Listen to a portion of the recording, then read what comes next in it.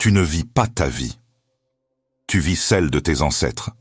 Et dans les 60 prochaines minutes, je vais te montrer exactement comment briser cette chaîne invisible qui te retient prisonnier d'une existence que tu n'as jamais vraiment choisie. Écoute-moi bien. Chaque matin, tu te réveilles. Tu refais les mêmes gestes. Tu penses les mêmes pensées. Tu ressens les mêmes peurs. Et tu te demandes pourquoi rien ne change. Pourquoi, malgré tous tes efforts, malgré toute ta volonté, ta vie reste identique. Mais il y a quelque chose qu'on ne te dit pas. Il y a 3000 ans, dans les temples silencieux de l'Inde ancienne, dans les écoles mystérieuses d'Égypte, dans les monastères cachés du Tibet, des hommes et des femmes ont découvert un secret. Un secret si puissant que les civilisations qui l'ont possédé ont littéralement disparu pour qu'il ne tombe pas entre n'importe quelle main. Ce secret, le voici. Tu n'es pas bloqué par manque de discipline. Tu n'es pas bloqué par manque de motivation. Tu es bloqué parce que tu essaies de changer ta vie avec la même fréquence qui l'a créée. Laisse-moi reformuler. Imagine que ta conscience est une station de radio. En ce moment, tu es branché sur 98.5 FM. C'est la fréquence de ta réalité actuelle, ton travail que tu détestes, tes relations qui te vident, ton compte en banque qui ne bouge pas. Tout ça, c'est 98.5 FM, maintenant. Tu veux changer de vie? Alors tu lis des livres, tu fais des listes, tu te lèves à 5 heures du matin, tu essaies de penser positif. Mais tu sais ce que tu fais vraiment? Tu essaies de changer de station. En restant sur 98.5 FM, tu améliores le volume, tu ajustes la clarté, mais tu ne changes jamais de fréquence. Et c'est exactement pour ça que rien ne change. Les sages anciens appelaient ça samsara. Les Grecs appelaient ça moira. Les neuroscientifiques modernes appellent ça boucle neuronale automatique. Mais peu importe le nom, le mécanisme est le même. Tu es enfermé dans un cycle de répétition qui ne vient même pas de toi. Alors voilà la question qui va définir les 60 prochaines minutes de ta vie. Es-tu prêt à apprendre comment changer de fréquence? Pas à améliorer ta station actuelle, mais à basculer vers une réalité complètement différente. Une réalité où la version de toi qui réussit, qui vibre, qui vit vraiment, existe déjà. Parce qu'elle existe. Elle a toujours existé. Tu ne dois pas la créer. Tu dois juste syntoniser. Et si tu restes avec moi jusqu'à la fin, je vais te révéler le protocole ancestral exact que les initiés utilisaient pour effectuer ce qu'ils appelaient le saut de réalité. Mais attention, une fois que tu auras vu ce que je vais te montrer, tu ne pourras plus faire semblant de ne pas savoir. Tu ne pourras plus te cacher derrière les excuses. Tu devras choisir. Alors, tu restes? Bien. Parce que ce que je vais te révéler maintenant va tout remettre en question. Ferme les yeux un instant. Pense à ta journée d'hier. Qu'as-tu fait en te réveillant? Tu as probablement attrapé ton téléphone. Tu as vérifié tes messages. Tu es allé aux toilettes. Tu as pris un café. Tu t'es habillé. Tu es parti au travail. Le même trajet. Les mêmes pensées dans ta tête pendant que tu conduisais ou que tu prenais le métro.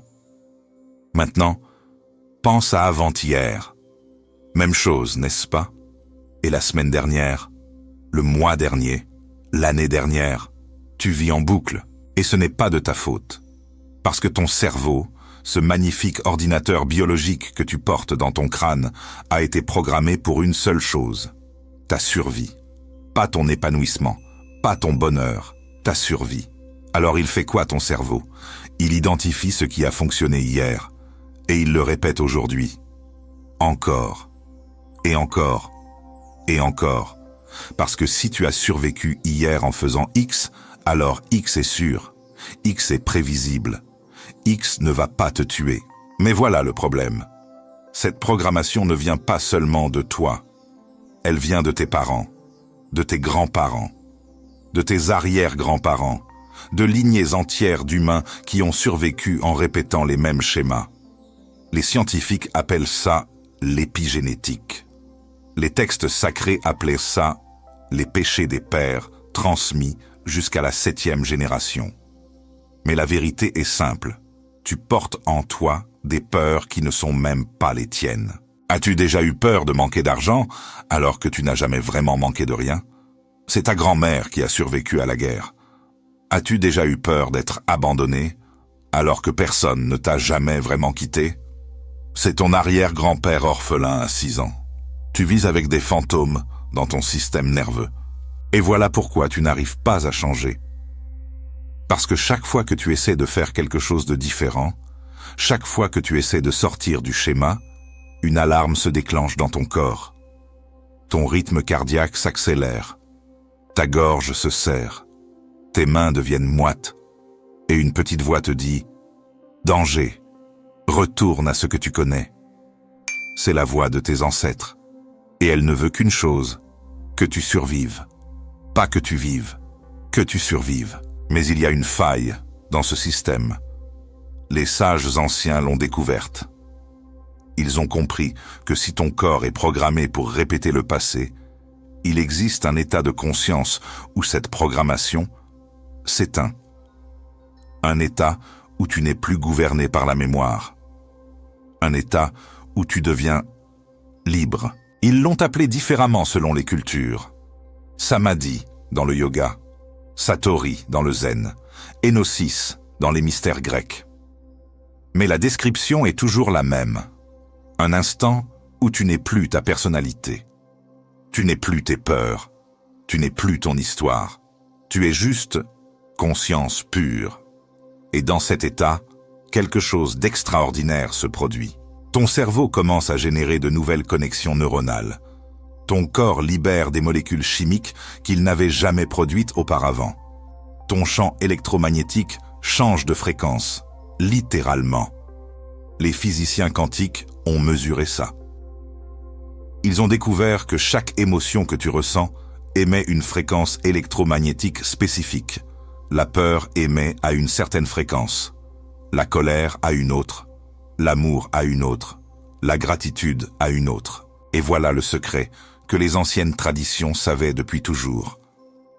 Ta réalité extérieure est un reflet direct de ta fréquence intérieure.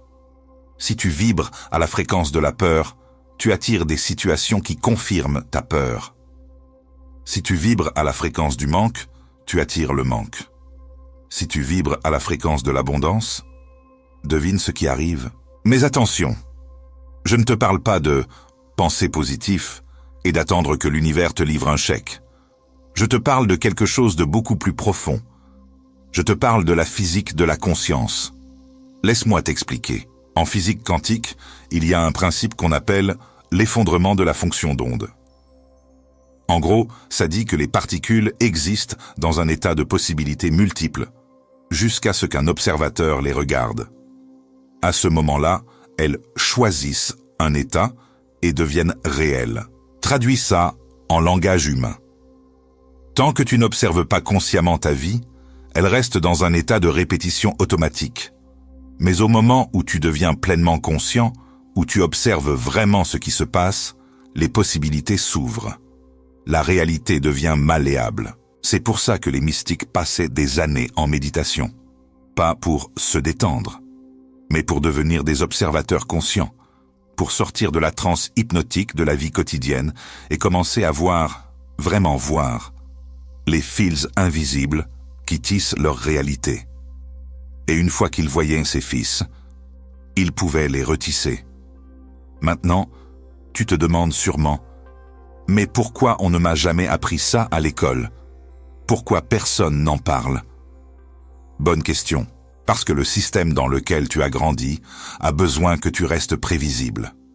Les économies modernes fonctionnent sur la répétition. Tu te réveilles, tu travailles, tu consommes, tu dors, répète. Si tout le monde se réveillait et changeait de fréquence, changeait de réalité, le système s'effondrerait. Alors on t'apprend à être réaliste. On t'apprend à avoir les pieds sur terre. On t'apprend que les rêves, c'est pour les enfants. Et petit à petit, tu acceptes la cage. Tu t'habitues au barreau. Tu oublies même qu'il existe un ciel au-dessus de ta tête. Mais aujourd'hui, quelque chose en toi a dit non. Sinon, tu ne serais pas ici. Tu ne serais pas en train de m'écouter. Une partie de toi c'est qu'il y a plus. Une partie de toi se souvient. Alors laisse-moi te poser une question. Et sois honnête avec toi-même. As-tu déjà vécu un moment, un seul moment, où tout a changé? Un instant où quelque chose s'est aligné en toi et soudain, la vie a basculé. Peut-être que tu as rencontré quelqu'un par hasard et ça a changé ta trajectoire. Peut-être que tu as pris une décision impulsive et tout s'est ouvert. Peut-être qu'une nuit, seul dans ta chambre, tu as ressenti quelque chose d'indescriptible et le lendemain, tu voyais le monde différemment. Si oui, tu sais déjà de quoi je parle. Ce moment, ce n'était pas un accident. Ce n'était pas de la chance. C'était un aperçu. Un aperçu de ce qui se passe quand ta fréquence change. Quand tu sors de l'automatisme et que tu entres dans la présence. Les traditions anciennes avaient un mot pour ça. Les Égyptiens l'appelaient Ka. Les hindous l'appelaient prana. Les Chinois l'appelaient Chi. Mais l'idée est la même. Il existe une énergie vitale qui traverse toute chose. Et quand tu es aligné avec cette énergie, quand tu arrêtes de résister, quand tu lâches prise, la magie opère. Pas la magie des contes de fées. La magie de la synchronicité. La magie de l'évidence. Les portes s'ouvrent. Les gens apparaissent. Les opportunités se présentent. Non pas parce que l'univers te fait une faveur, mais parce que tu as changé de canal. Tu es passé de la fréquence de la survie à la fréquence de la vie. Et voilà ce que je veux que tu comprennes. Changer de vie, ce n'est pas une question de stratégie. C'est une question d'état. Ton état interne détermine ton expérience externe. Toujours, sans exception. Si tu te réveilles tous les matins en te sentant stressé, débordé, anxieux, ton cerveau va chercher dans ta réalité extérieure des preuves qui confirment ce stress. Et il va les trouver. Ton patron qui t'envoie un email agressif. Ton conjoint qui te lance une remarque blessante. Ton compte en banque qui ne bouge pas. Mais voilà la partie folle. Ce n'est pas que ces choses t'arrivent. C'est que ton état les attire. Ou plutôt, ton état les fait apparaître dans ton champ de perception. Laisse-moi t'expliquer autrement. Imagine que tu marches dans les rues de Paris. Il y a des milliers de visages autour de toi, des milliers de conversations, des milliers de détails. Mais ton cerveau ne peut pas tout capter. Alors il filtre, il sélectionne. Et qu'est-ce qu'il sélectionne? Ce qui correspond à ton état intérieur. Si tu es en colère, tu vas remarquer tous les gens agressifs. Si tu es anxieux, tu vas remarquer tous les dangers. Si tu es amoureux, tu vas remarquer tous les couples qui s'embrassent. La réalité ne change pas. Ta perception change. Et ta perception crée ton expérience. Alors voilà la première clé du savoir ancestral. Arrête d'essayer de changer ta vie. Commence par changer ton état. Mais comment? C'est là que ça devient intéressant. Les anciens savaient quelque chose que la science moderne redécouvre seulement maintenant. Ton corps ne fait pas la différence entre une expérience réelle et une expérience intensément imaginée. Si tu visualises quelque chose avec assez de détails, avec assez d'émotion, avec assez de présence, ton cerveau réagit comme si c'était réel. Il libère les mêmes hormones. Il active les mêmes circuits neuronaux. Il génère la même fréquence électromagnétique. C'est pour ça que les athlètes olympiques passent des heures à visualiser leurs performances avant la compétition. C'est pour ça que les chirurgiens répètent mentalement leurs opérations. Ils ne font pas semblant. Ils programment leur système nerveux. Maintenant, transpose ça à ta vie. Si tu passes 10 minutes chaque matin à t'immerger dans la version de toi qui a déjà réussi, qui vit déjà la vie que tu veux, qui ressent déjà les émotions que tu cherches, ton corps commence à croire que c'est réel. Et quand ton corps le croit, ta fréquence change. Et quand ta fréquence change, ta réalité suit. Mais il y a un piège. Un énorme piège. La plupart des gens font ça pendant 2 jours et abandonnent. Parce qu'ils ne voient pas de résultats immédiats. Ils ne comprennent pas que le changement ne se fait pas en ligne droite. Il se fait en spirale. Au début, rien ne semble bouger. Tu visualises, tu médites, tu changes ton état. Mais ta vie extérieure reste la même, et ton cerveau te dit « Tu vois, ça ne marche pas, arrête de perdre ton temps ». C'est là que la plupart des gens retournent à l'ancienne fréquence, à l'ancienne vie, au même schéma. Mais voilà ce qu'ils ne savent pas. Le changement est déjà en train de se produire. Sous la surface, dans les dimensions invisibles de la réalité, les connexions neuronales sont en train de se former. Les synchronicités sont en train de s'aligner. Les opportunités sont en train de se préparer. Mais elles n'apparaîtront dans ton expérience que quand tu seras devenu la personne capable de les recevoir. Les sages appelèrent ça le temps de gestation. Tu plantes une graine. Tu ne la déterres pas le lendemain pour vérifier si elle a poussé. Tu l'arroses. Tu lui fais confiance. Tu attends. Et un jour, la pousse apparaît. Mais pour que ça fonctionne, il faut que tu comprennes une chose essentielle. Quelque chose que très peu de gens comprennent vraiment. Le changement ne se produit pas en ajoutant quelque chose à ta vie. Il se produit en enlevant. Laisse-moi répéter ça. Tu n'as pas besoin de devenir quelqu'un d'autre. Tu as besoin de dépouiller tout ce qui n'est pas toi, toutes les peurs que tu as héritées, toutes les croyances qu'on t'a imposées, tous les masques que tu portes pour être accepté. Les mystiques appelaient ça la voie négative. Pas construire, déconstruire, pas ajouter, soustraire. Parce que, sous toutes ces couches de conditionnement, il y a une version de toi qui sait déjà qui tu es, qui sait déjà ce que tu veux, qui sait déjà comment arriver là où tu veux aller. Mais tu ne peux pas l'entendre tant que tu es noyé dans le bruit. Le bruit des médias sociaux, le bruit des opinions des autres, le bruit de tes propres pensées répétitives. Alors voilà la deuxième clé, le silence. Pas le silence extérieur, le silence intérieur. Les moines tibétains passaient des mois en retraite silencieuse. Les ermites grecs vivaient dans des grottes pendant des années. Les yogis indiens s'isolaient dans la forêt. Pourquoi? Parce qu'ils savaient que dans le silence, la vérité émerge. Quand tu arrêtes de remplir chaque instant avec des distractions, quand tu arrêtes de fuir tes propres pensées, quand tu t'assois avec toi-même, quelque chose se passe. Au début, c'est inconfortable. Ton esprit panique, il te bombarde de pensées. Tu perds ton temps, tu devrais faire quelque chose de productif. Tu as tellement de choses à faire. Mais si tu restes, si tu ne bouges pas, si tu observes ces pensées sans les suivre, elles commencent à se calmer, comme des vagues qui s'apaisent après une tempête.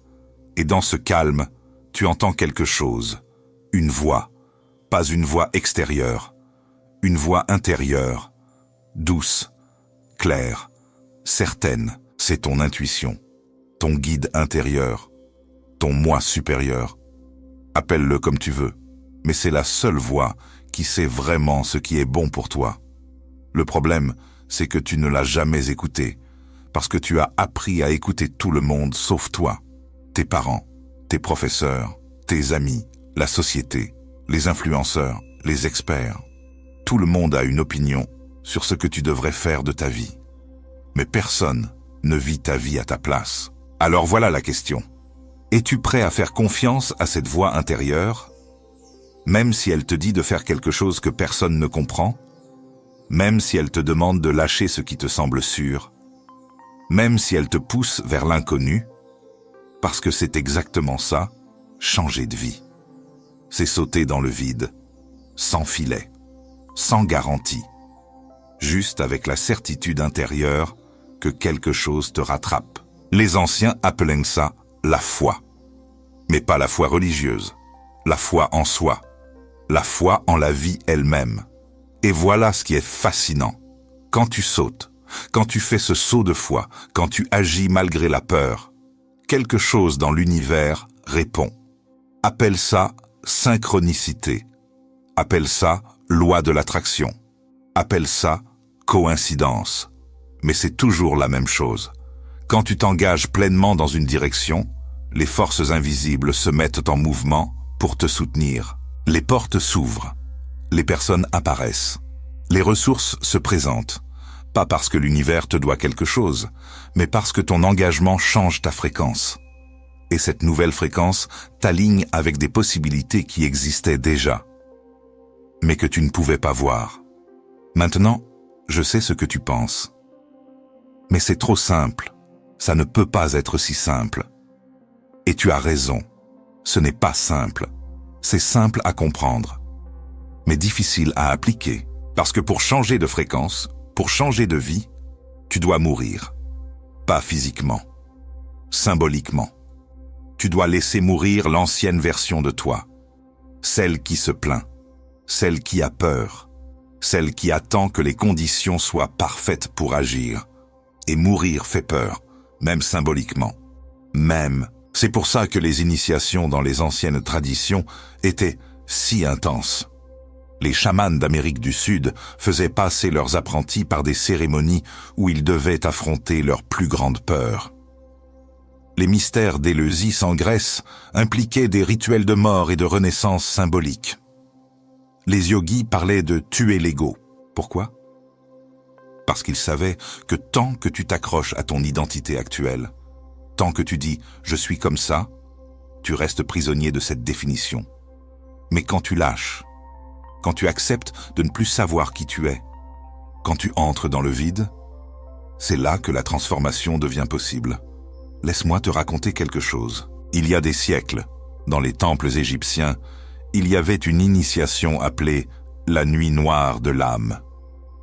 L'initié était enfermé dans une chambre complètement obscure.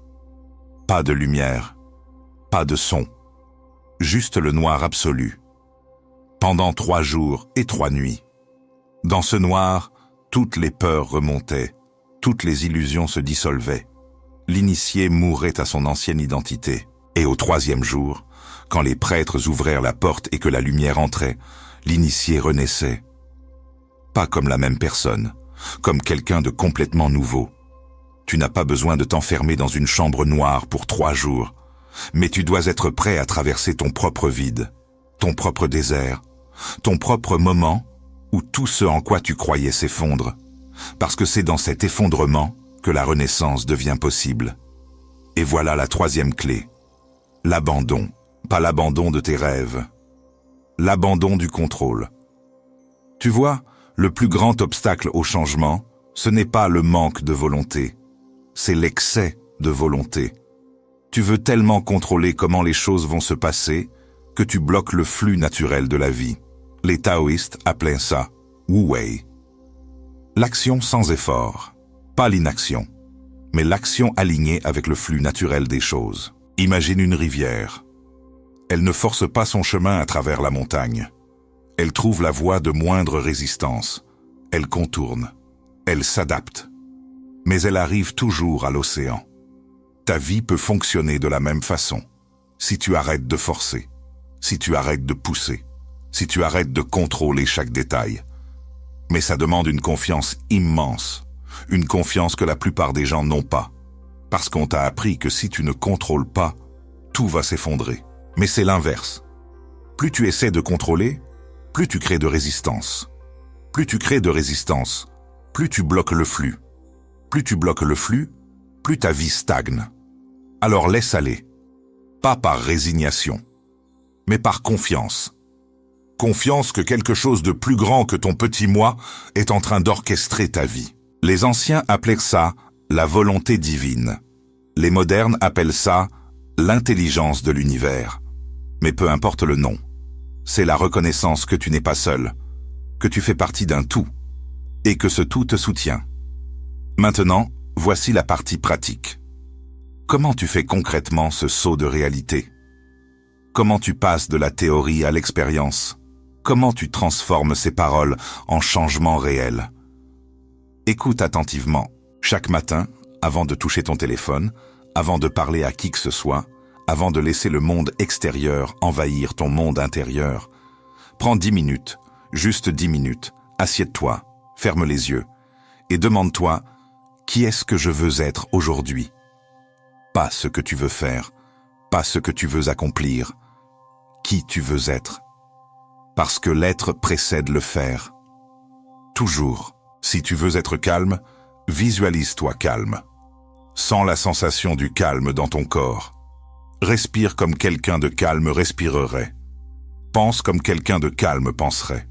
Si tu veux être abondant, ressens l'abondance maintenant. Pas demain. Pas quand l'argent arrivera. Maintenant. Parce que l'abondance est un état, pas un montant sur un compte en banque. Si tu veux être aimé, aime-toi maintenant. Complètement. Sans condition. Parce que l'amour que tu cherches à l'extérieur est le reflet de l'amour que tu te donnes à toi-même. Et voilà ce qui va se passer. Les premiers jours, rien. Ton esprit va résister. Ton ego va te dire que c'est stupide, que tu perds ton temps, que tu devrais être productif. Ignore-le. Continue. Après une semaine, tu vas commencer à remarquer des petits changements. Ta façon de réagir aux événements, ton niveau d'énergie, ta clarté mentale. Après un mois, les gens autour de toi vont remarquer. Ils vont te demander « Qu'est-ce qui a changé ? Tu as l'air différent. » Après 3 mois, ta vie extérieure va commencer à refléter ta transformation intérieure. De nouvelles opportunités, de nouvelles rencontres, de nouvelles possibilités. Mais voilà le secret. Ne t'attache pas aux résultats.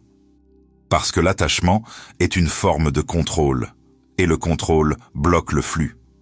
Fais la pratique pour la pratique.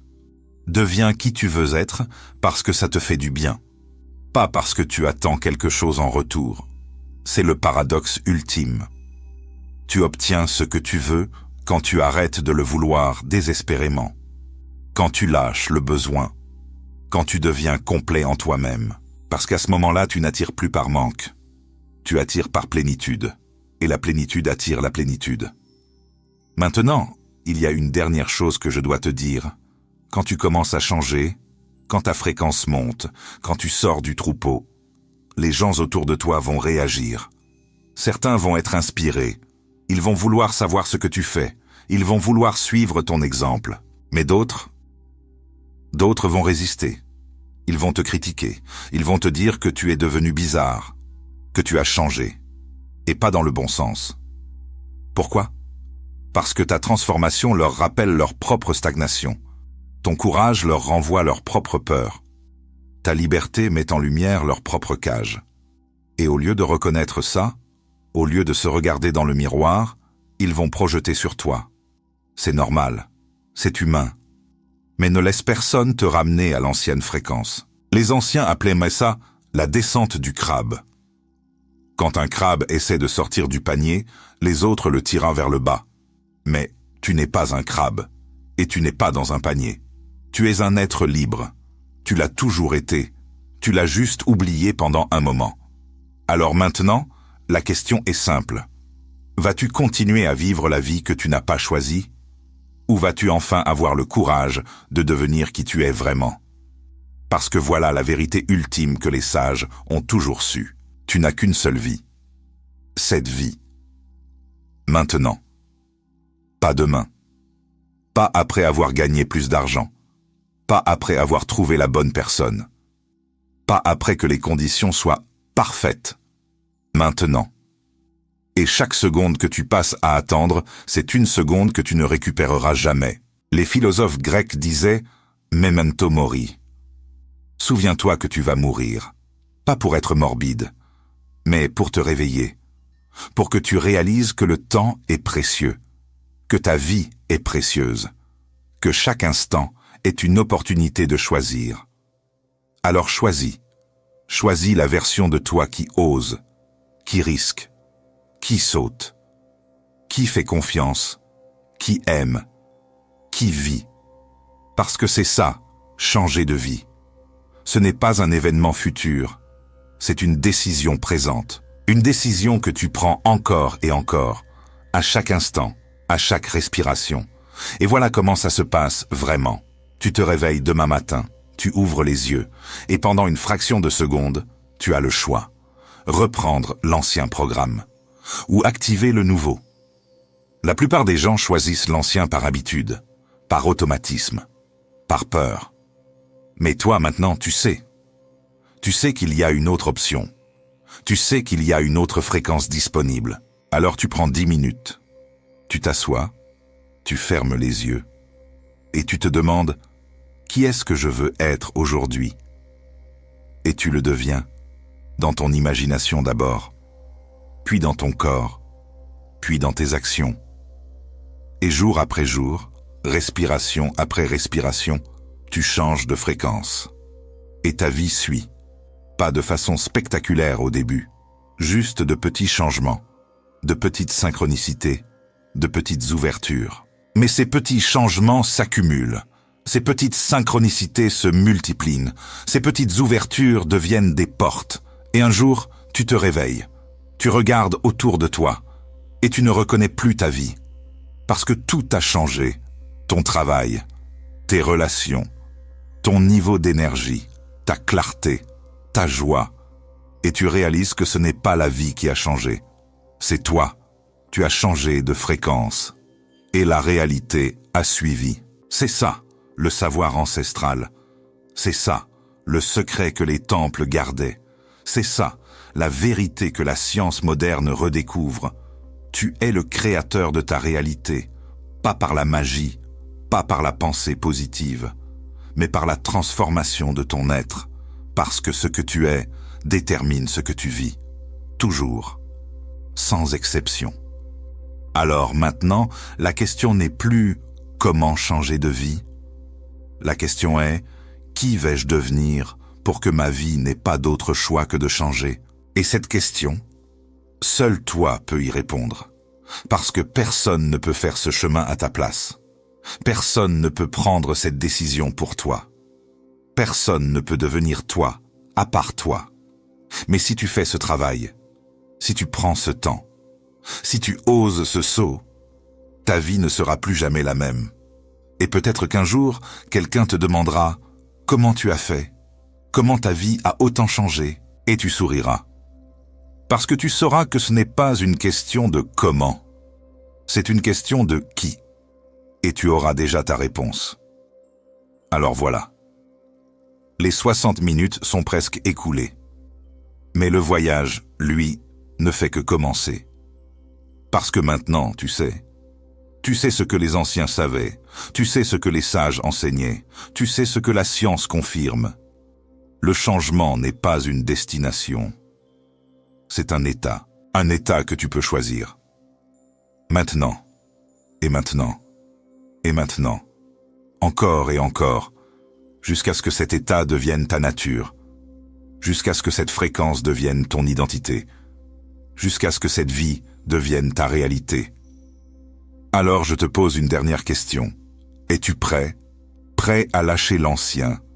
Prêt à embrasser le nouveau? Prêt à devenir qui tu es vraiment? Si oui, écris dans les commentaires. Je choisis le saut, pas pour moi. Pour toi. Pour ancrer cette décision dans la réalité. Parce que les mots ont un pouvoir. Les engagements ont un pouvoir. Et quand tu déclares publiquement qui tu deviens, l'univers entier conspire pour faire de cette déclaration une réalité.